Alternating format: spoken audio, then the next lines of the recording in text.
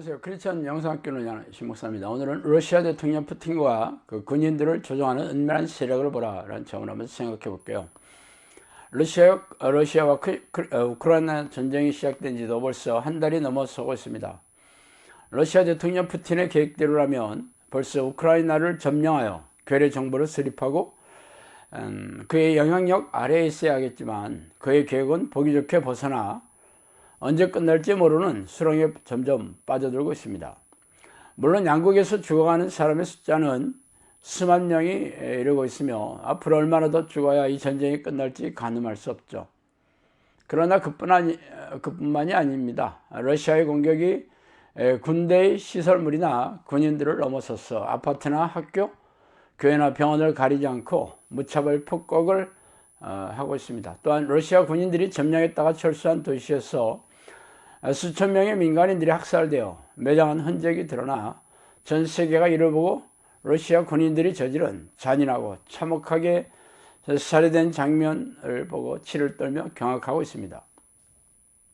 인간으로서는 도저히 상상할 수 없는 방법으로 무고한 시민들을 재미삼아 죽였다는 증언을 접하고는 도저히 믿기지 않는 정도죠. 그래서 오늘은 이처럼 현대시대에 도저히 발생할 수 없는 이러한 사건들이 어떻게 생겨나는지에 대해 천천히 살펴보고 싶습니다.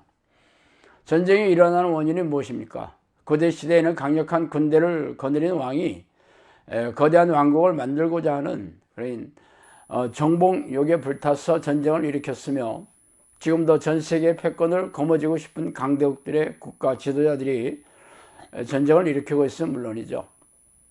그러나 핵무기 등의 전쟁 무기의 발달로 강대국끼리 전쟁을 일으키는 것은 자폭, 폭탄을 터뜨린 것 같은 무시무시한 피해가 발생할 수밖에 없기에 서로가 전쟁을 삼가하는 분위기가 흐르고 있는 실정입니다.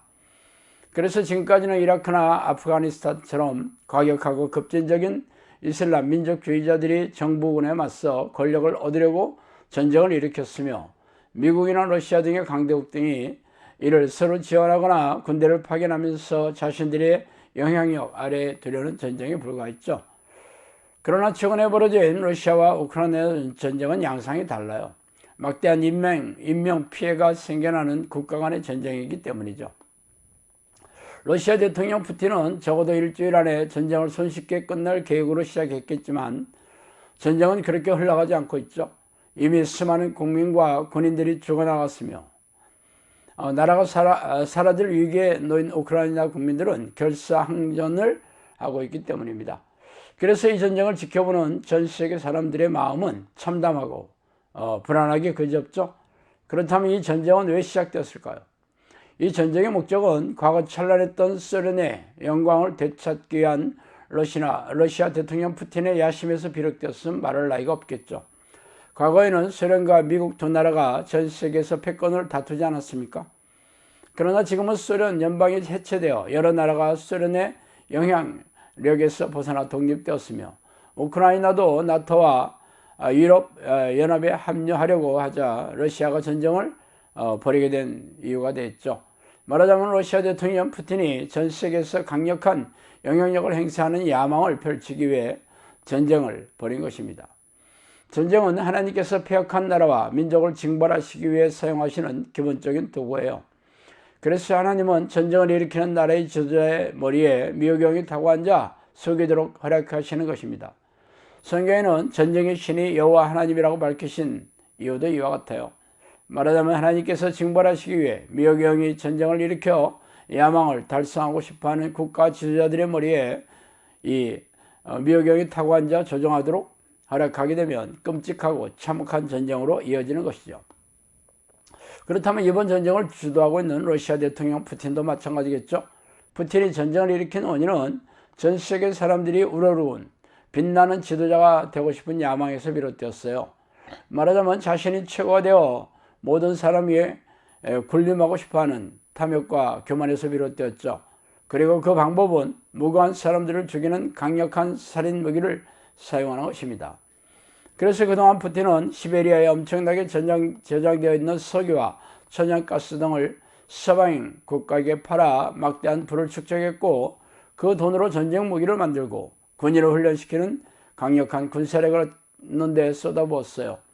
그래서 강력한 군사력을 얻게 되자 서서히 이 계획을 실행에 옮겼죠.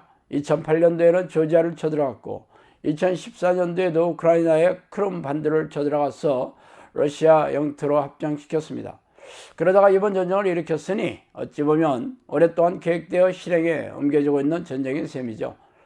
사탄에게 이 전쟁을 허락했다는 증거는 푸틴의 야망에만 있는 게 아닙니다. 러시아 군인들의 잔인함과 참혹한 행태를 보세요. 전쟁에도 나름 지켜야 될 원칙이 있습니다. 그러나 그들은 학교나 병원, 아파트를 가리지 않고 주민들을 무참하게 죽임으로 공포에 떨며 항복을 받아내는 수단으로 삼고 있어요. 잔인하게 고문하고 살해했다는 뉴스는 도저히 인간으로서 상상할 수 없는 방법을 사용해서 말이죠. 이는 러시아 군인들의 행태가 인성을 도저히 찾아볼 수 없는 연쇄살인범이나 저지른 가학행위라고 있으니까 말이에요. 그러나 이는 푸틴이나 러시아 군인들의 문제에만 한정되지 않아요. 하나님의 입장에서 보면 하나님의 뜻에 관심이 없는 서양 사람들은 하나님의 진노를 일으키는 폐역 무도한 악인일 뿐입니다. 그때 마침 두 사람이 와서 빌라도가 어떤 갈릴리 사람들의 피를 그들의 제물에 섞은 일로 예수께 아뢰니 대답하여 이르시되 너희는 이 갈릴리 사람들이 이같이 해받음으로 다른 모든 갈릴리 사람보다 죄가 더 있는 줄 아느냐. 너희에게 이르느니 아니라 너희도 만일 회개하지 아니하면 다 이와 같이 망하리라. 또 실람에서 망대가 무너져 치어 죽은 18사람이 예루살렘에 거한 다른 모든 사람보다 죄가 더 있는 줄 아느냐. 너희에게 이르느니 아니라 너희도 만일 회개하지 아니하면 이같이 망하리라. 누가복음 13장 1절에서 5절이죠. 우리는 인터넷 뉴스로 러시아 대통령 푸틴과 러시아 군인의 만행에 치를 떨고 있지만 하나님 입장에서 보면 하나님의 뜻에 순종하지 않은 사람들은 죄다 지옥의 불에 던져지는 악인일 뿐입니다. 하나님께서 당신의 백성들이 돌아오기를 기다렸지만 이제는 그 인내심도 바닥에 다다른 것처럼 보여요. 그래서 종말의 시계를 빨리 돌리고 계시며 2년 전에 시작된 코로나 팬데믹과 러시아 우크라이나 전쟁이 그 증거입니다.